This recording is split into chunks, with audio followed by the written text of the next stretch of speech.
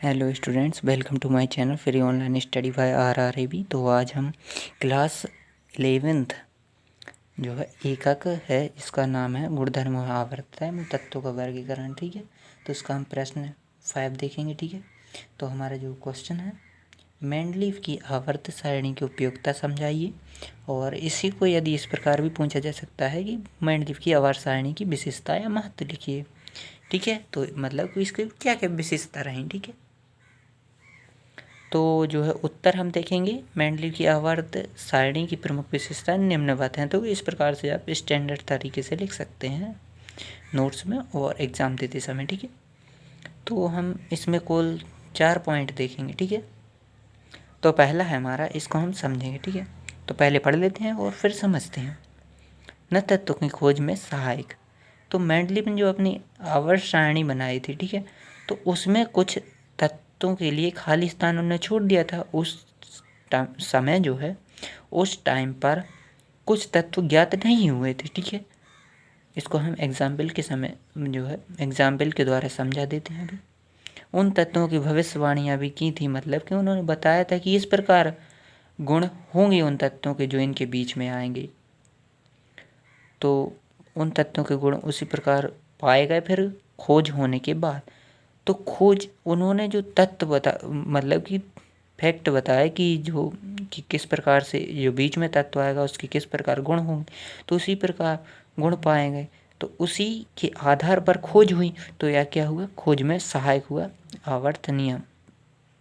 आवर्त नियम दिया और आवर्त सारणी बनाई थी, तो आवर्त सारणी जो है सही साबित हुई, मतलब सहायक साबित हुई। ठीक है, तो इसका हम समझते हैं थोड़ी। मेंडलीव ने जो आवर्त नियम के अनुसार 56 तत्व व्यवस्थित किए। ठीक है, 56 तत्व व्यवस्थित किए थे, जो कि हमने आवर्त नियम में समझा। तो उन्होंने तालिका बनाई, व्यवस्थित किए होंगे तो तालिका तो बनाई होगी। तो 56 तत्वों को क्या बनाई उन्होंने, तालिका बनाई। और तालिका में कुछ जो है खाली स्थान छोड़ दिए गए। अब क्यों छोड़े, उसका तर्क देखिए आप। जैसे उस समय जिस टाइम पर वो मेंडलीव हैं जो इस आवर्त सारणी को तैयार कर रहे थे, तो उस समय कुछ तत्व ज्ञात नहीं थे। और तत्व कौन कौन से ज्ञात थे, जैसे कि हम अपने हिसाब से लिख लेते हैं यहाँ पर। जैसे किसी का परमाणु भार 1 होगा और किसी का होगा 3, तो बीच में 2 तो गायब है। तो उन्होंने यहाँ पर कुछ रिक्त स्थान छोड़ दिया। यहाँ पर परमाणु द्रव्यमान 1 वाला तत्व लिख दिया, और जिसका परमाणु द्रव्यमान होगा 3 होगा, जिसका 3 होगा तो वो यहाँ पर लिख देंगे। परंतु जिसका 2 परमाणु भार है, तो वह तत्व तो ज्ञात नहीं है। उन्होंने कुछ रिक्त स्थान छोड़े थे अपनी आवर्त सारणी में, और उन्होंने गुण भी बताए थे कि जो यहाँ पर जो तत्व आएगा उसके गुण किस प्रकार होंगे। तो उसी तर्क के आधार पर वैज्ञानिकों ने, रासायनिकों ने आज उन तत्वों को रिसर्च के अनुसार ज्ञात कर लिया। ठीक है, तो इसी प्रकार से जो है आवर्त सारणी मेंडलीव की खोजों में सहायक हुई अज्ञात तत्वों की। ठीक है, तो यही बताया था, यह पॉइंट में बताया गया। ठीक है, इस पॉइंट में यही बताया गया है फर्स्ट पॉइंट में। ठीक है, अब सेकंड पॉइंट देखते हैं। अब जैसे यहाँ पर परमाणु द्रव्यमान ज्ञात करने में, तो जो है परमाणु द्रव्यमान ज्ञात करने में किस प्रकार सहायक है। यदि हमें आवर्त सारणी में यदि किसी तत्व का तुल्यांकी द्रव्यमान और संयोजकता ज्ञात हो, तो परमाणु भार ज्ञात कर सकते हैं। यदि 2 चीज़ें ज्ञात हों तो परमाणु द्रव्यमान ज्ञात कर सकते हैं। यदि हमें जो तुल्यांकी द्रव्यमान ज्ञात करना हो, तो संयोजकता बटे में आ जाएगी, तो तुल्यांकी द्रव्यमान भी ज्ञात कर सकते हैं। जैसे यदि हम मैग्नीशियम का एग्जाम्पल लें, उसका हम कहें कि तुल्यांकी भार निकालो, और संयोजकता हमें पता है, हमने परमाणु द्रव्यमान दे दिया। अब मैग्नीशियम है तो उसका परमाणु क्रमांक 12 होता है और परमाणु द्रव्यमान 24 हो जाएगा, और 24 और उसकी संयोजकता 2 होती है, तो यहाँ 2 आ जाएगा और यहाँ बटे में आ जाएगी, तो 24/2 मतलब 12, तुल्यांकी भार 12। ठीक है, तो इस प्रकार ज्ञात कर सकते हैं। और मैं रफ में भी बता देता हूँ। जैसे हम जो है मैग्नीशियम का एग्जाम्पल ले रहे हैं, मैग्नीशियम तत्व को, उसका हमने कहा तुल्यांकी भार ज्ञात करो आपसे, ठीक है। तो मैग्नीशियम, इसका परमाणु क्रमांक होता है 12 और इसका जो है परमाणु द्रव्यमान हो गया 24 ग्राम प्रति मोल, ठीक है। प्रति मोल हो गया इसका परमाणु आणविक द्रव्यमान, ठीक है। इसका आणविक द्रव्यमान हो जाएगा ये, या परमाणु द्रव्यमान या भार, कुछ भी कहें। तो इसकी यदि हम संयोजकता ज्ञात है, ठीक है, तो 2 लिखेंगे संयोजकता, यहाँ पर आएगा तुल्यांकी भार, ठीक है, तुल्यांकी भार, और यहाँ पे था परमाणु भार, या आप शॉर्ट में यहाँ पर लिख दें, यहाँ पर थी क्या संयोजकता, ठीक है,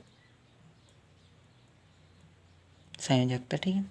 तो परमाणु भार 24 है, तो तुल्यांकी भार ज्ञात करना है, और संयोजक जो है संयोजकता 2 है, तो 24 यहाँ पर बटे में आ जाएगा 2, तो क्या होगा, यहाँ पर बटे में 2 आएगा तो आ जाएगा 12 आंसर, ठीक है। तो इस प्रकार 12 आंसर आ गया अपना। तो इस प्रकार आप ज्ञात कर सकते, तुल्यांकी भार भी ज्ञात कर सकते हैं, परमाणु भार भी ज्ञात कर सकते हैं। यदि 2 चीज़ें पता है तो तीसरा ज्ञात कर सकते हैं। तो चलिए अब तीसरा पॉइंट देखते हैं। तो तीसरा पॉइंट है अनुसंधान में सहायक। तो मेंडलीव की आवर्त सारणी जो है समस्त रसायन शास्त्र का सारांश है, इसका अवलोकन अनुसंधान में सहायक है, मतलब रिसर्च में सहायक है। तो रिसर्च में हमने जो फर्स्ट पॉइंट देखा, उसी में तो हमने रिसर्च के बारे में बात की कि किस प्रकार इन्होंने रिसर्च में जो है आवर्त सारणी का योगदान रहा रिसर्च में। तो वही है मेंडलीव की आवर्त सारणी समस्त रसायन शास्त्र का सारांश है।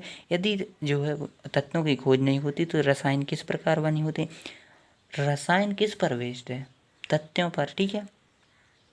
तो समस्त रसायन शास्त्र का सारांश है, इसका अवलोकन अनुसंधान में सहायक है, इसी के आधार पर है जो है खोज हुई तत्वों की, तो इसीलिए तो अनुसंधान में सहायक है रिसर्च में, ठीक है।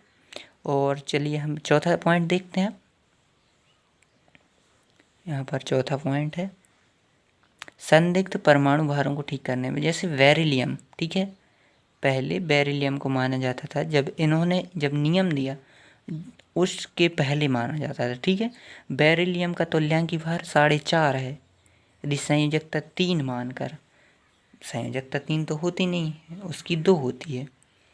यदि इसका परमाणु भार क्या आएगा 13.5, क्योंकि 4.5 मतलब 4.5 मल्टीप्लाई बाई और जो है 3, ठीक है, निकाला। इसके अनुसार यदि बेरिलियम कार्बन और नाइट्रोजन के बीच स्थान मिलना चाहिए, क्योंकि जो है बेरिलियम कार्बन का परमाणु भार क्या होता है 6 दूनी 12, तो यहाँ 12 और नाइट्रोजन का 7 दूनी 14, तो यहाँ पर कार्बन नाइट्रोजन के बीच रखा जाना चाहिए, परंतु इसकी 3 ना होकर परमाणु जो संयोजकता है वह 2 मानी गई, तभी तो इसको फिक्स किया गया। 2 माना जाएगा तो यहाँ पर 9 आंसर आएगा, और 9 के अनुसार अकॉर्डिंग यदि देखें तो जो है हमारा यहाँ बेरिलियम और बोरान का 5 दूनी 10 होता है, 10 के पीछे 9 आएगा। तो इस प्रकार उन्होंने बताया कि वो बेरिलियम की है जो है परमाणु जो संयोजकता है वह 2 होती है, 3 ना होकर 2 होती है। यदि 3 माना जाए, 3 हो यदि हम माने तो इन दोनों तत्वों के बीच स्थान मिलना चाहिए इसको, परंतु ऐसा नहीं है। तो उन्होंने बताया कि 2 होती है इसकी संयोजकता, इसीलिए इसको जो है बोरान के पीछे रखा जाता है, ठीक है। तो इस प्रकार से अब आप स्क्रीनशॉट ले सकते हैं नोट्स के लिए।